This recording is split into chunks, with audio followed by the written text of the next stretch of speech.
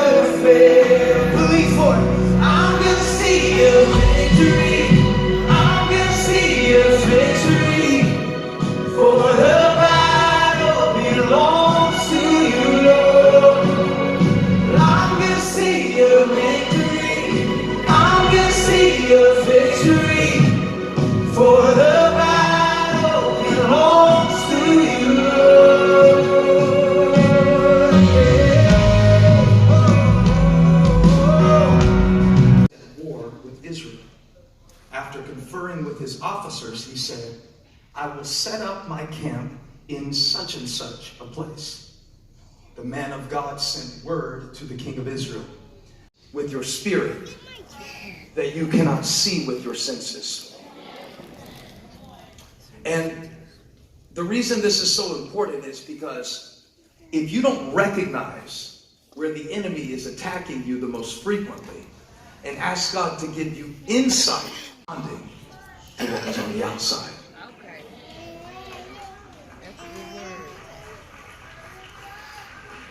So I want to spend this year with what Paul called open eyes in my heart. It sounds grotesque when you describe it like that. But he was saying that there is a kind of sight that does not revolve around external stimuli, and it is more based on internal processing.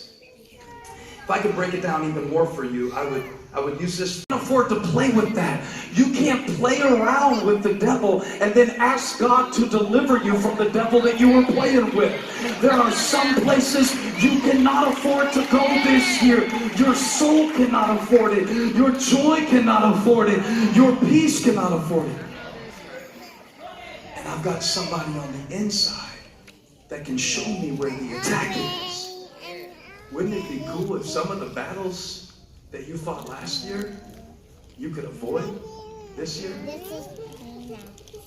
So you'd be singing, well, I found out when it comes to the things of God, the proof is in the problem. How do I know that God is using me and that he has great plans for me? How do I know that God has put a big calling on my life? How do I know that God has something outstanding for my future? I know the size of my calling by the size of my problem. Y'all shout if you've been through something this year. But this is not you. This is trained Syrian soldiers. And the prophet says, don't be afraid. Those who are with us are more than those who are with them. James, give me 12 men who... I'm thinking that God is about to do something so awesome, and he's going to make all the enemies, the first ones that came to attack, I'm going to close my eyes, and he's going to pray, and when I open my eyes, all the enemies are going to be gone. So y'all leave real quick. Just leave. Just go somewhere. Not the good ones, the bad ones. So, yeah. That's what I'm expecting. I open my eyes. Wow! It's a miracle. But come back. Instead, get back in position. Quickly. It's almost midnight. I'm going to show you something. So, Elisha's praying, right? He's like, oh Lord, open his eyes that he may see. And he opens his eyes, and what does he see? The same enemy that he saw before the prayer. In fact, go to the next verse, verse 18. As the enemy came toward him, now stop. How did Elisha pray and the enemy still came toward him? How did Elisha, the powerful man of God, how did Elisha, who had the word, how did Elisha, the prophet that struck the water, how did Elisha, the successor to Elijah, how did Elisha, who led an entire nation into a time of revival, who could purify the waters of the Jericho, how could Elisha keep praying but the attack kept coming? Well, the proof of the presence of God is not the absence of problems. The proof of the presence of God is not that the problems disappeared. The proof of the presence of God is that he kept me surrounded, and the enemy came, but he couldn't kill me. The enemy came, depression came, the panic attack came. I could barely catch my breath, but somehow the word of God sustained me through every season of my life. I almost lost my mind. I almost gave up. I almost let go. But there were more for me than against me. And I declare into the darkness of your life, greater is he